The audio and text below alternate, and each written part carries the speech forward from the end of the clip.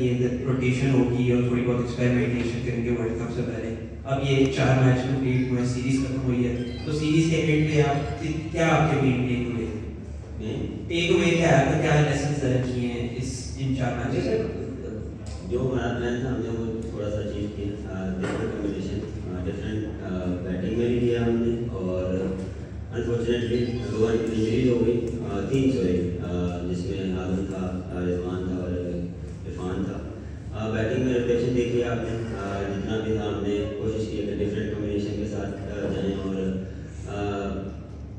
हमने कोशिश की पहले 6 ओवर में डिफरेंट बॉलर्स को यूटिलाइज किया। और देखिए ये सारा एक जो था वो सीरीज से पहले हमने प्लान किया था कि हम कहाँ स्टैंड करेंगे, हमें क्या कौन सा प्लेयर कहाँ पे हमें फ़ायदा दे सकता है डिफरेंट सिचुएशन में, प्रेशर टाइम में वो कैसे जो है वो बिहेव कर रहा है, कैसे वो काम है।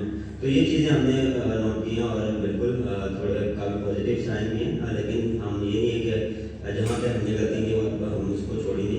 लेकिन ये जब भी आप ये चीज़ें करते हैं, आप मिस्टेक भी करते हैं, तो हम कोशिश करेंगे जितनी ज़्यादा मिस्टेक हमने की है उसको जितना जल्दी हम फिलअप करेंगे उतना हमारे लिए अच्छा है, टीम के लिए अच्छा, क्योंकि वर्ल्ड कप के करीब और मैचेस कम हैं। तो ऑलमोस्ट आई नो कि आप लोगों का सवाल ये भी होगा कि ऑलमोस्ट आपने वर्ल्ड कप के लिए जो है वो आपकी जो फाइनलाइज होगी किस कॉम्बिनेशन जाएंगे, जो हमारे लिए जो टीम के लिए बेस्ट होगा हम कोशिश करेंगे वो बेस्ट किया जाए।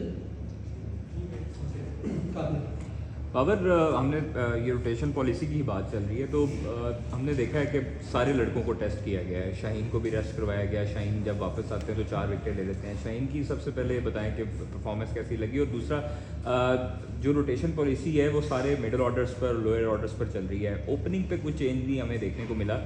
आइंदा आने वाले दिनों में हम एक्सपेक्ट कर सकते हैं कि वो पुरानी जोड़ी जो 152-0 मशहूर हुई थी, बाबर रिजवान की जोड़ी, वो देखने को मिलेगी?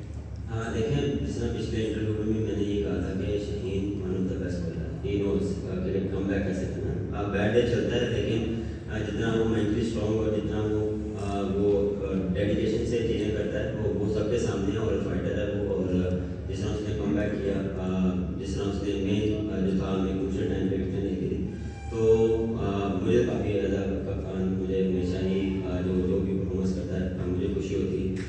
देखिए रोटेशन अनफॉर्चुनेटली आपने देखा है जिस तरह रजी जो है वो अनफिट हो गया। हमारा प्लान था रोटेशन करने का, लेकिन कोशिश हमने ये किया कि सर हम जो है वो मिडल नहीं कर रहे हैं। और जिस तरह देखें कभी हमने शदाब को भेजा, कभी हमने इफ्तिखार को ऊपर भेजा, तो ये हमने कोशिश की है। उस्मान भी आया हुआ, उसमें भी उसको प्रॉपर हमने अपॉर्चुनिटी दी है कि वो कहाँ स्टैंड करे उसके साथ। तो मेन जो हमारा कंसर्न है वो मिडल ऑर्डर है। पॉलिसी अपनाई गई है, चंद प्लेयर्स को छोड़ के सभी को आराम कराया गया और खिलाया गया, तो क्या ये रोटेशन पॉलिसी सिर्फ बाकी खिलाड़ियों के लिए कप्तान पे नहीं है? क्योंकि अभी तक हमारा कोई वाइस कैप्टन भी नहीं है वाइट बॉल में। ये वेट कर रहे हैं कि वाइस कैप्टन आएगा तो फिर कप्तान पे लागू होगी, क्योंकि अभी वर्ल्ड कप से केवल चंद मैच ही बाकी हैं। आप चाह रहे थे कि मैं भी बैठ जाऊँ? नहीं ऐसा नहीं चाह रहे थे, क्या मैं मुझे बैठना चाहिए था। चलिए नेक्स्ट टाइम इस पर मैं बोल करूँगा कि मुझे लोगों को खुश करने की जरूरत नहीं है सर।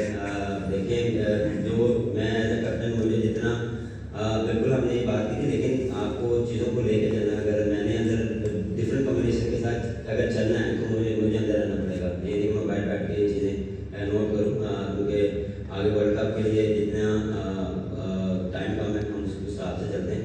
लेकिन जो बेस्ट 11 होती है उसको हम लेके चलते हैं, और इंशाल्लाह नेक्स्ट टाइम आपके इसको भी पूरा करेंगे। फिर आपने इस चीज़ को भी देखने शुरू हो जाना कि आप बैठे क्यों हैं यहाँ।